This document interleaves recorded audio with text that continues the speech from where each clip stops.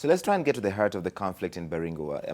I'm joined here by three guests. Let me introduce them. Simon Chelugui is a professional from the tugen. We've also got here with me Joseph Samicha, who's a professional here who also works in Nairobi with the pokots. And we've got Simiyu Werungah, who's many of you are familiar with, a security analyst. And in a moment also, I've got on the phone who will be joining me one other gentleman. We'll bring him up in a moment. That is Amos Olempaka. He'll be on phone with us from Baringo. And I should point out, by the way, that Olempaka is an aspirant for the Baringo South parliamentary seat on an ODM ticket. Gentlemen, thank you all for coming in this evening.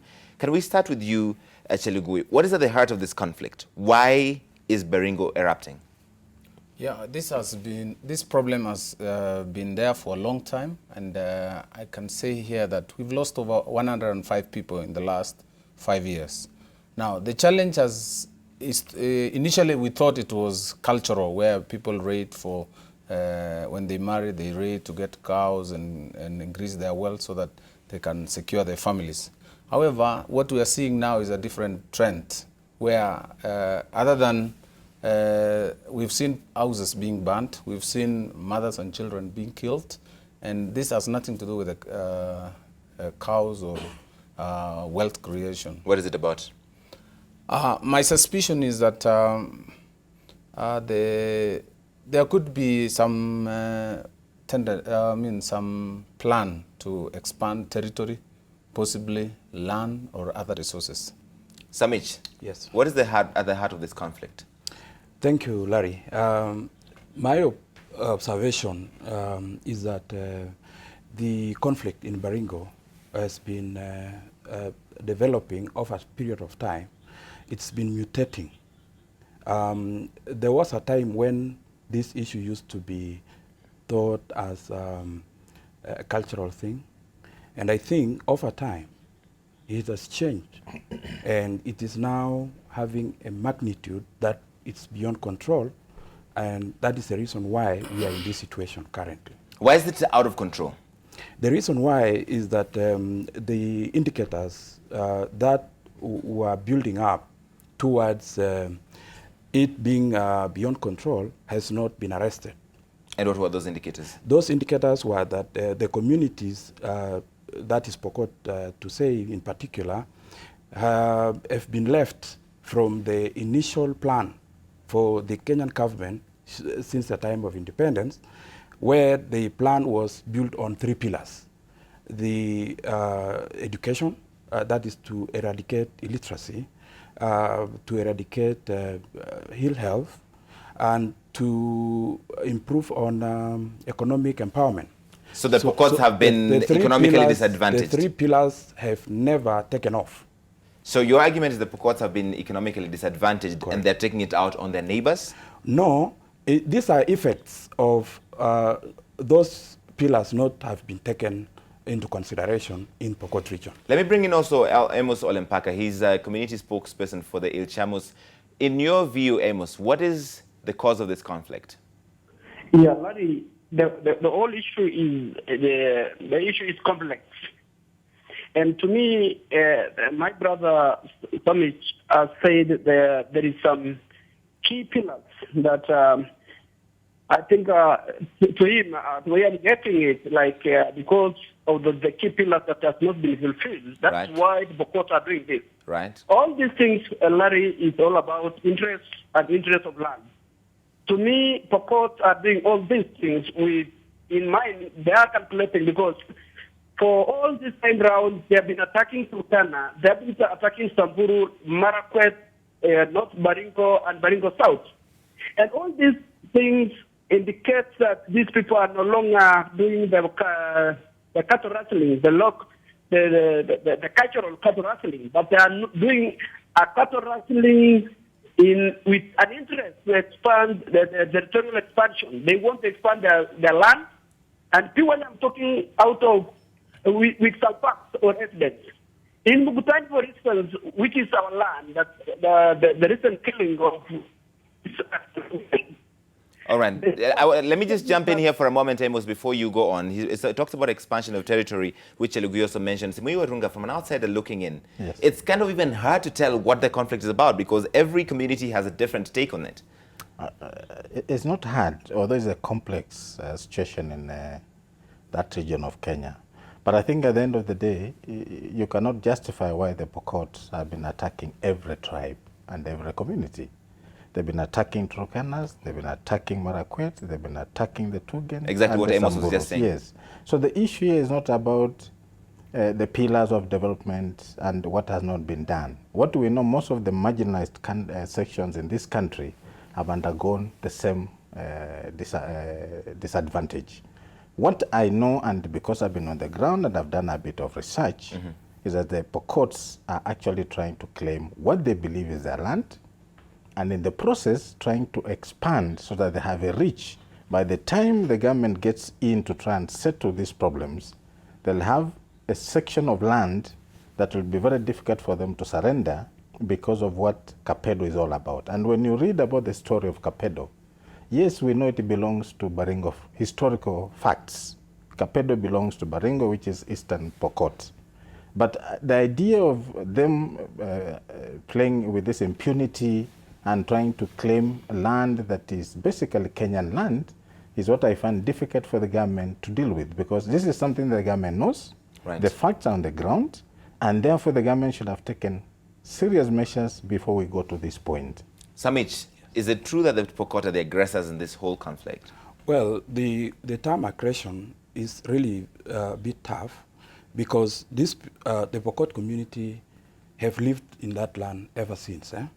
And I think the issue of land expansion, which has been said by the two gentlemen, I tend to believe that it is not true. Because the issue of Kapedo, for example, the Pokots really do not see any value of land that has no grass, for example.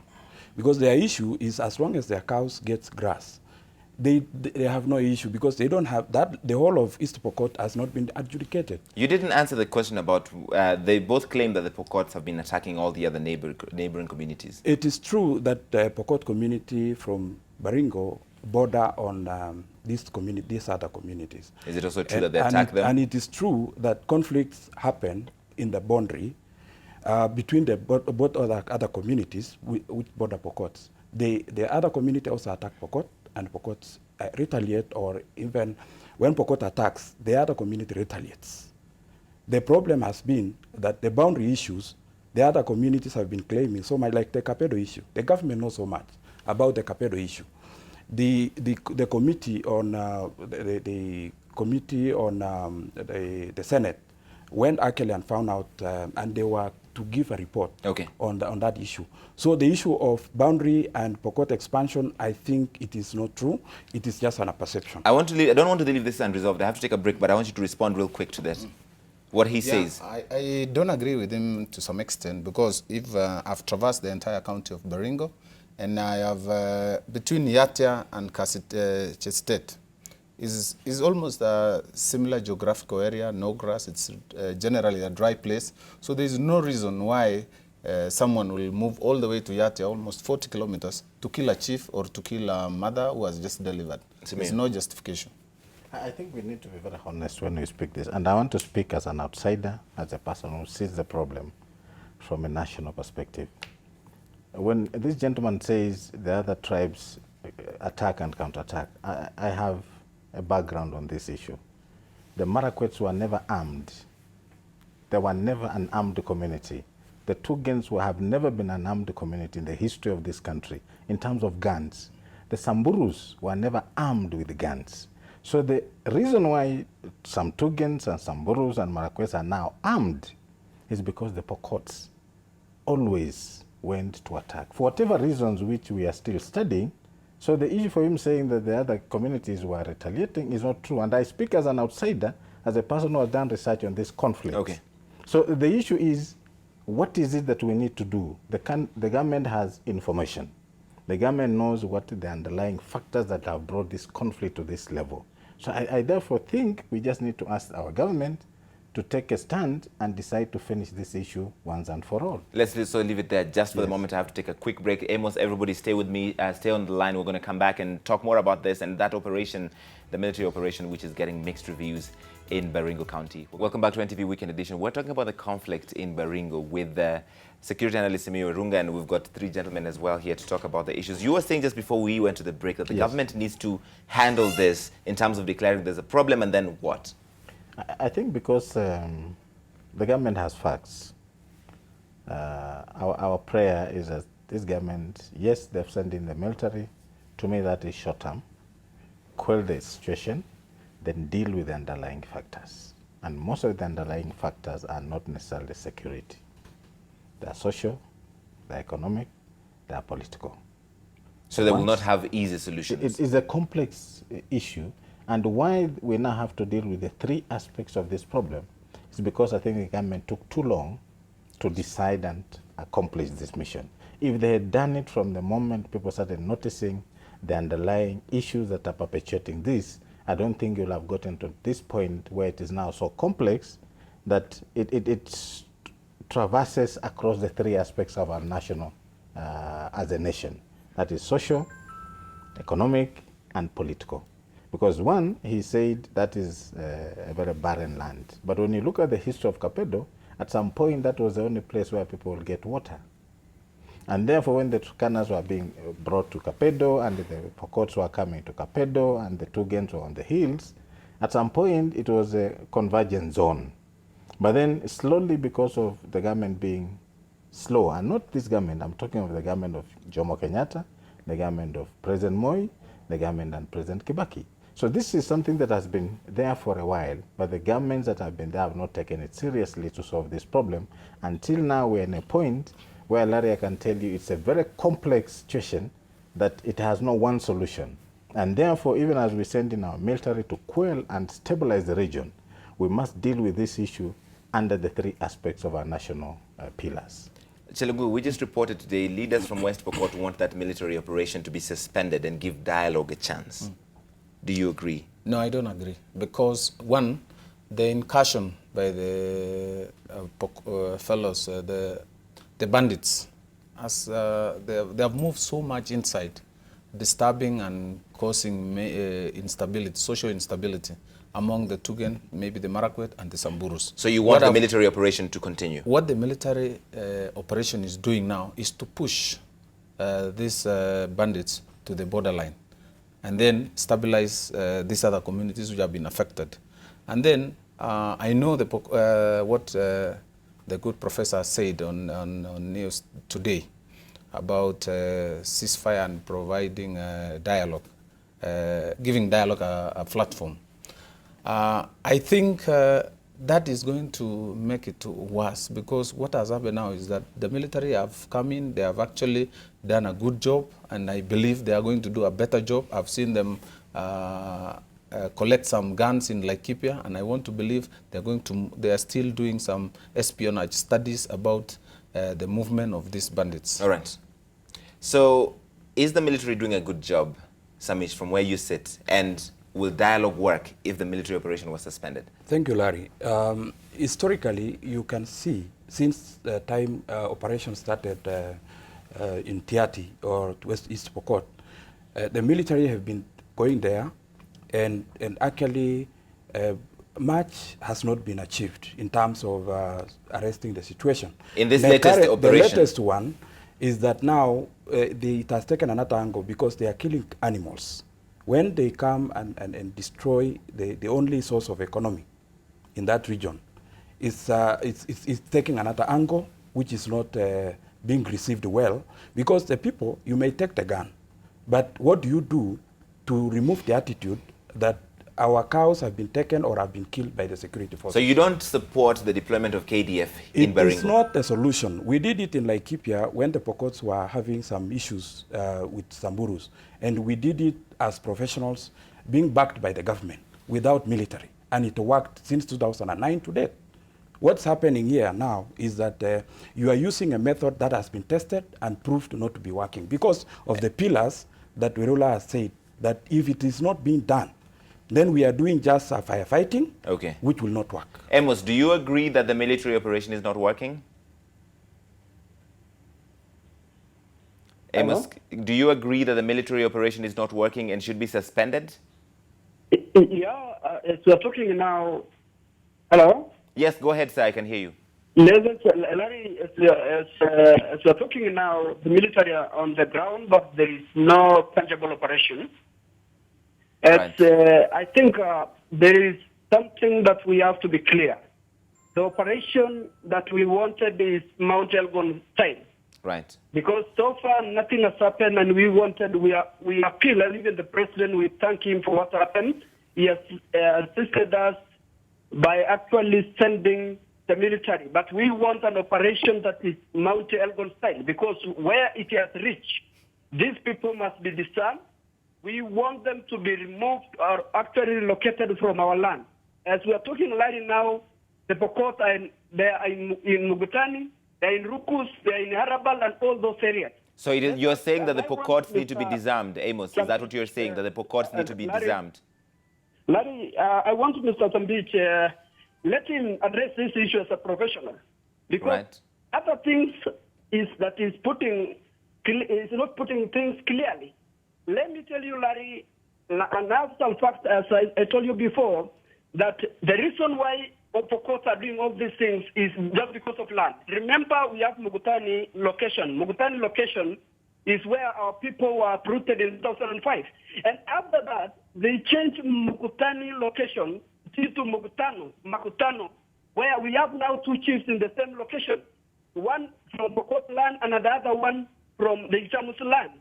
The second evidence is Mugutani dispensary. As we are talking now, after 2005, Pokot changed our own dispensary to Tanglupe, where it is a chaotic constituency. Right. Let me tell you, Larry, what is happening right now, and even the killing of the recent killing in Mugutani, is a clear evidence that these people are after land. They kill kids, they kill even innocent women. They burn the houses and even they destroy the properties there. Let me have Samicha respond to that, Amos, before we come to you for what you think is a solution. Thank you very much, Larry. I think Olempaka is mixing issues here, because the first thing is that before the attack of the James community, Pokot women were actually attacked and they were killed before the other one they retaliated and they killed the other ones. So the issue of Pokots killing first was not there. And what about the issue of the land? He says this is all about land. Mukutani is another hot issue, because since the time of colonial, the river has been the boundary between the Pokots and the Aljams in Mukutani. So if the Aljams lives the other side of the river, Pokots lives obviously the other side of the river, and the area is Mukutani. Okay. So I don't know why Pokot will not call that area Mukutani, and the Jams will call it Mukutani. Chelugui, real quick. Yeah, very quickly, is that I come from the Tugen community, but we relate and we've lived very well with the Pokot, Ilchamus, and everybody in Baringo. Now, this conflict or this banditry has caused a lot of instability in our county. I want to say that Baringo is a very rich county, but this is not going to be realized if we are not going to stabilize the county, cause peace. And I want to urge all the leaders of Baringo to come together. We want to champion and lead this peace process. When the army came in, before the army came, we tried the peace process, which actually has not worked. Chiefs were called, councillors, and local leadership. Now, what we are proposing is that once these people have been moved, everybody has been moved to his own area, then we can now start engaging. Okay. Amos, what is your view on what the solution to this conflict is? How do you think this gets solved once and for all? To me, first, Larry, I want the politician to cease from actually distracting the current operations which is going on now. Secondly, there is some political kind of mischief, because the area MP, I've been record saying it's so very awkward that they cannot see the chair of the Member Select Committee. All right, we're having some challenges with your audio. We'll come back to you in just a moment. I want to, real quick, really quickly, in 10 seconds, because I have to wrap up. Yes, I want to say one of the solutions to this conflict is when you study and look at the people who are driving this banditry, they are very young people.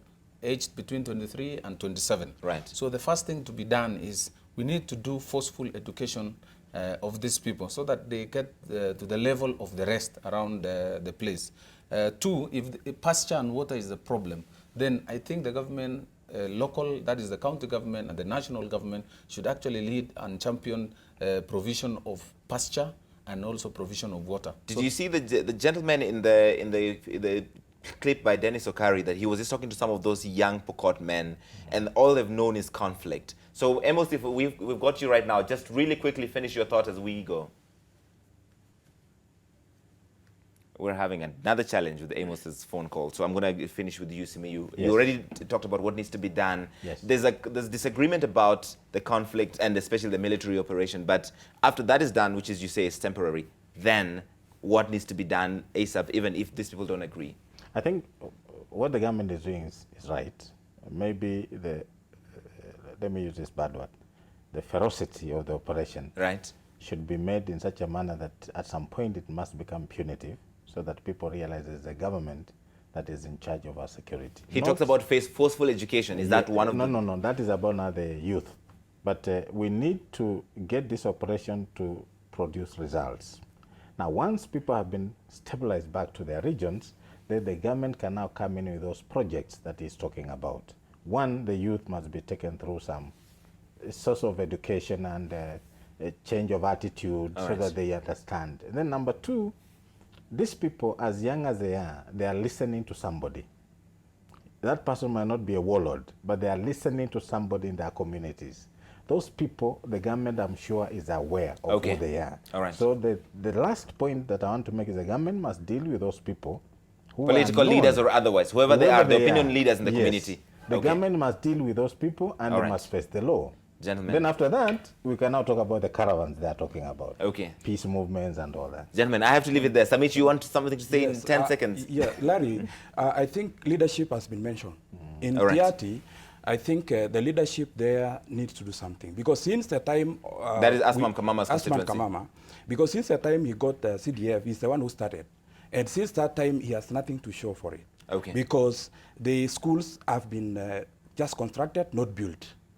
The boreholes have been just constructed, not built. I know the meaning might be different because they are not being utilized. The results did not come out, so they are just white elephants. I want to emphasize one.